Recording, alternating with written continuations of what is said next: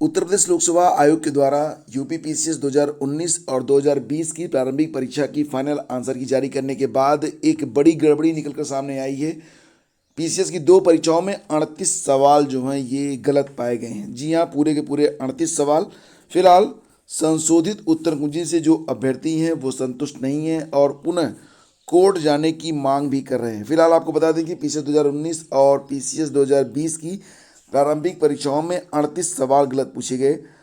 अब क्योंकि यह पूरे भारत की एक प्रतिष्ठित परीक्षा मानी जाती है, प्रदेश की तो अति प्रतिष्ठित परीक्षा है, तो उसमें इतने बड़े लेवल पर गड़बड़ी के बाद जो अभ्यर्थी हैं वो खासे परेशान हैं, भड़के हुए हैं। आयोग के विशेषज्ञों की योग्यता पर सवाल उठा रहे हैं। आयोग की ओर से जारी संशोधित उत्तर कुंजी के अनुसार पीसीएस 2019 और पीसीएस 2020 की प्रारंभिक परीक्षाओं में 38 सवाल ऐसे पूछे गए थे जिनमें उत्तर कुंजी में जो बदलाव किया गया उससे अभ्यर्थी जो हैं वो संतुष्ट नहीं हैं। आयोग ने पीसीएस 2019 की प्रारंभिक परीक्षा के पहले पेपर में 2 प्रश्नों के उत्तर बदले हैं और 8 प्रश्न डिलीट कर दिए हैं। सेकेंड पेपर में 5 सवालों को डिलीट करने के साथ साथ 5 सवालों के उत्तर बदले गए हैं।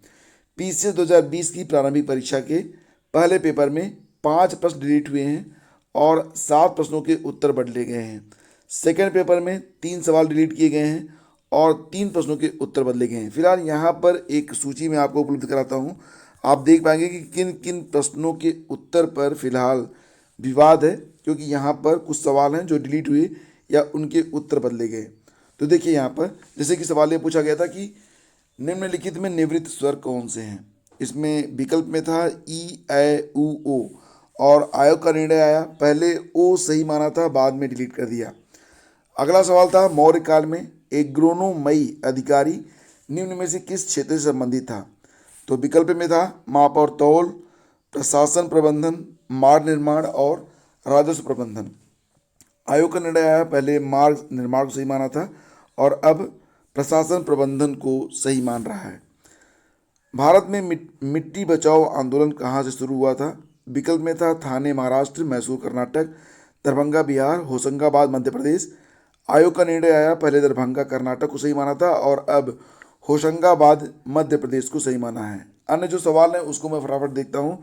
बाकी के जो यहाँ पर डिटेल्स हैं अगर उसको आप पढ़ना चाहते हैं तब आप टेलीग्राम चैनल स्टडी विद ज्ञान प्रकाश पर जाकर इस पूरे पीडीएफ को डाउनलोड कर सकते हैं। तो सवाल था कि भारतीय संगठनात्मक व्यवस्था में तृतीय तल कब जोड़ा गया था। और अगला सवाल था गमला और आल्पिन किस भाषा के शब्द हैं। एक सवाल और था पीताम्बर में कौन सा समास है। और खिड़की का पर्यायवाची पूछा गया था। इसके बाद सवाल था यहाँ पर कि किस शताब्दी में फरवरी में 29 दिन होंगे और निम्नलिखित में किस जीव का रक्त सफ़ेद होता है। तो कुछ ऐसे सवाल हैं जो कि बहुत अधिक विवादित हैं। फिलहाल यहाँ पर जो खबर है वो खबर ये है कि उत्तर प्रदेश लोक सेवा आयोग के विशेषज्ञों को नहीं पता कि जगदीश के नाम में कौन सी संधि है। पीसीएस 2020 की प्रारंभिक परीक्षा के सेकेंड पेपर में 18वें नंबर पर यह सवाल पूछा गया था, जिसमें आयोग ने विकल्प के तौर पर व्यंजन संधि को सही माना था, लेकिन संशोधित उत्तर कुंजी में इस प्रश्न को डिलीट कर दिया है। पीसीएस का दूसरा प्रश्न पत्र क्वालिफाइंग होता है और इसमें पास होना बहुत ही जरूरी होता है और सेकंड पेपर में ही बड़ी संख्या में गलत सवाल पूछे गए। पीसीएस 2019 और पीसीएस 2020 की प्रारंभिक परीक्षा के सेकंड पेपर में 8 सवाल डिलीट किए गए और 8 अन्य प्रश्नों के उत्तर बदले गए हैं। प्रौद्योगिकी छात्र संघर्ष समिति के अध्यक्ष अवनीश पांडे और मीडिया प्रभारी प्रशांत पांडे का कहना है कि उत्तर कुंजी को लेकर अभ्यर्थियों की ओर से दाखिल याचिका पर अगर न्यायालय ने आयोग से हलफनामा न मांगा होता तो फिलहाल ये गड़बड़ियाँ जो थी वो सामने भी न आती। अगली खबर निकल के आ रही है यूपीटीटी से कि यूपीटीटी में पेपर लीक केस के 3 मुख्य आरोपियों के खिलाफ पुलिस ने जांच पूरी कर अदालत में आरोप पत्र को दाखिल कर दिया है। पुलिस ने पूर्व सचिव परीक्षा नियामक प्राधिकारी संजय उपाध्याय और प्रश्न पत्र मुद्रण करने वाली कंपनी के निदेशक राय अनूप प्रसाद और कंपनी लैब संचालक बलराम राठी उर्फ बबलू के खिलाफ आरोप पत्र दाखिल किया है, जो कि व्यापक घोटाले के आरोपी और पेपर लीक केस में लखनऊ से गिरफ्तार संतोष चौरसिया को पुलिस कौशाम्बी जेल से रिमांड पर लेकर पूछताछ अभी फिलहाल कर रही है। आपको बता दें कि यूपीटीटी पेपर लीक केस में एसटीएफ ने प्रश्न पत्र मुद्रण करने वाली कंपनी आरएसएम फिंजर लिमिटेड के निदेशक राय अनूप प्रसाद को 29 नवंबर और पूर्व सचिव परीक्षा नियामक प्राधिकारी प्रयागराज संजय उपाध्याय को 1 दिसंबर को गिरफ्तार किया था और इस मामले में सूरजपुर कोतवाली में केस जो था वो दर्ज किया गया था। फिलहाल खबर है कि बलरामपुर हरिद्वार में 250 कंप्यूटरों की लैब चलाता है बलराम और वह अभ्यर्थियों और प्रतियोगी परीक्षा पास कराने वाले केंद्रों के संचालकों से जुड़ा था। जांच अधिकारी पेपर लीक करने में संजय उपाध्याय राय अनुप प्रसाद की मुख्य भूमिका मान रहे हैं। वहीं लीक किए गए पेपर का जगह जगह सौदा करने में संतोष चौरसिया और बलराम की भूमिका रही है। 3 मुख्य आरोपियों के खिलाफ अदालत में आरोप पत्र दाखिल कर दिया गया है। संतोष को रिमांड पर लेकर पूछताछ की जाएगी। इसके बाद उसके खिलाफ भी आरोप पत्र दाखिल किया जाएगा, ये कहना है यहाँ पर एडीसीपी सेंट्रल नोएडा का। तो फिलहाल फ्रेंड्स आगे चलते हैं। अगली खबर है कि ARO भर्ती परीक्षा का जो परिणाम जारी कर दिया गया है, इसके बारे में कल मैंने आपको पूरी जो लिस्ट है वो टेलीग्राम चैनल पर अवेलेबल करवा दी थी। तो हाई कोर्ट की ओर से आयोजित समीक्षा अधिकारी, सहायक समीक्षा अधिकारी, ARO और कंप्यूटर सहायक भर्ती परीक्षा परिणाम बृहस्पतिवार को जारी कर दिया गया। तीनों भर्ती परीक्षाओं में 414 अभ्यर्थी सफल हुए हैं। परीक्षा का परिणाम हाई कोर्ट की जो वेबसाइट है उस पर उपलब्ध है। हालांकि इसकी ज़रूरत आपको नहीं है। अगर आप चाहते हैं तो अब आप PDF direct Telegram channel study with ज्ञान प्रकाश से जाकर डाउनलोड कर सकते हैं।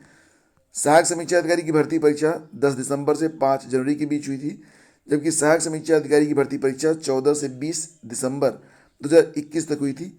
कंप्यूटर सहायक के लिए परीक्षा 21 दिसंबर 2021 को आयोजित की गई थी। सहायक समीक्षा अधिकारी के लिए कुल 90,597 अभ्यर्थियों ने और सहायक समीक्षा अधिकारी पद के लिए 2,18,000 और 361 अभ्यर्थियों ने आवेदन किया था, जबकि परीक्षा में समीक्षा अधिकारी के पद 45,770 अभ्यर्थियों ने और सहायक समीक्षा अधिकारी ARO पर 1,08,000 और 128 लोगों ने हिस्सा लिया था। इसके अलावा कंप्यूटर सहायक के लिए 16,220 अभ्यर्थियों ने आवेदन किया। परीक्षा में 7,925 ही शामिल हुए। फिलहाल शुक्रवार को जारी परिणाम के मुताबिक समीक्षा अधिकारी के पद पर 55, सहायक समीक्षा अधिकारी के पद पर 344 और कंप्यूटर सहायक के पद पर 15 अभ्यर्थियों का अंतिम रूप से चयन किया गया है। पूरी लिस्ट आपको टेलीग्राम चैनल स्टडी विद ज्ञान प्रकाश पर अवेलेबल करवा दी गई है। और फिलहाल बात करें अगर इलाहाबाद विश्वविद्यालय के बारे में, तो ऑनलाइन परीक्षाओं के विरोध में जारी आंदोलन के दौरान बृहस्पतिवार को भी बवाल हो गया है और विश्वविद्यालय ने मेन गेट के सामने प्रदर्शन कर छात्रों से पथराव किया। छात्रों ने पथराव किया तो पुलिस ने लाठियां पटक कर छात्रों को खदेड़ा।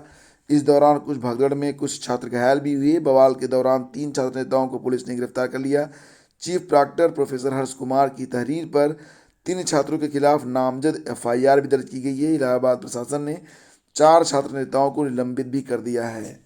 तो इलाहाबाद विश्वविद्यालय के छात्र लगातार मांग कर रहे हैं कि परीक्षाएं ऑनलाइन मोड में ही आयोजित की जाएं, जबकि विश्वविद्यालय प्रशासन की ओर से ऑफलाइन मोड में परीक्षाएं कराए जाने का निर्णय लिया जा चुका है। स्नातक 2nd और 3rd वर्ष की परीक्षाएं ये 22 अप्रैल से प्रस्तावित है, जबकि परास्नातक सम सेमेस्टर की परीक्षाओं में मई के पहले सप्ताह में कराई जानी है।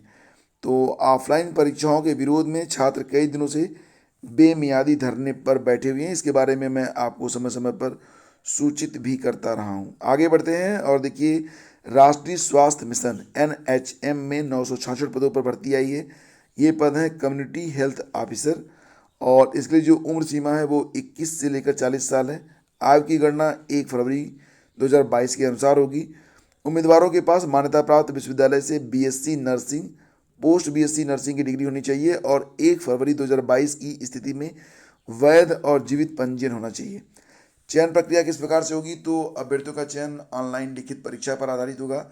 NHM के पास रिक्त पदों की संख्या में बदलाव, नियमों में संशोधन और चयन की किसी भी प्रक्रिया में परिवर्तन का अधिकार है। भर्ती प्रक्रिया के किसी भी चरण में भर्ती से संबंधित अंतिम निर्णय NHM मध्य प्रदेश का ही होगा। तो ये भर्ती कहाँ की है, मध्य प्रदेश की है। योग्य उम्मीदवार 15 मार्च 2022 को रात्रि 11:59 तक ऑनलाइन आवेदन कर सकते हैं। तो यहाँ पर वेबसाइट आप देख सकते हैं www.nhmmp.gov.in। तो फ्रेंड्स, ये थी आज की पूरी अपडेट। अगर वीडियो पसंद आया तो please do like and share. देखिए, इस चैनल पर आपको सिर्फ वही न्यूज़ दी जाती है जो कि ऑथेंटिक होती है। और आप जान रहे हैं कि वर्तमान समय में जबकि उत्तर प्रदेश में चुनाव चल रहे हैं, तो किसी भी नई वैकेंसी, किसी भी नए मतलब जो लिख के देते हैं कि आधिकारिक घोषणा तो ऐसी घोषणाएं कोई भी कर नहीं सकता है, ना ही कोई पार्टी कर सकती है। तो अन्य जो यूट्यूब चैनल हैं वो इसी प्रकार के थंबनेल लगाकर आपको आकर्षित करते हैं, लेकिन फिलहाल मेरा मकसद ये होता है कि जो भी लोग व्यूज़ बढ़ाने का कोई मकसद नहीं है, यहाँ पर मेरा मकसद है कि जो लोग भी इस चैनल से जुड़े हुए हैं उन तक सही और ऑथेंटिक न्यूज़ पहुँचती रहे। बाकी अफवाहों के लिए आप अन्य यूट्यूब चैनल पर जा सकते हैं। Thank you so much.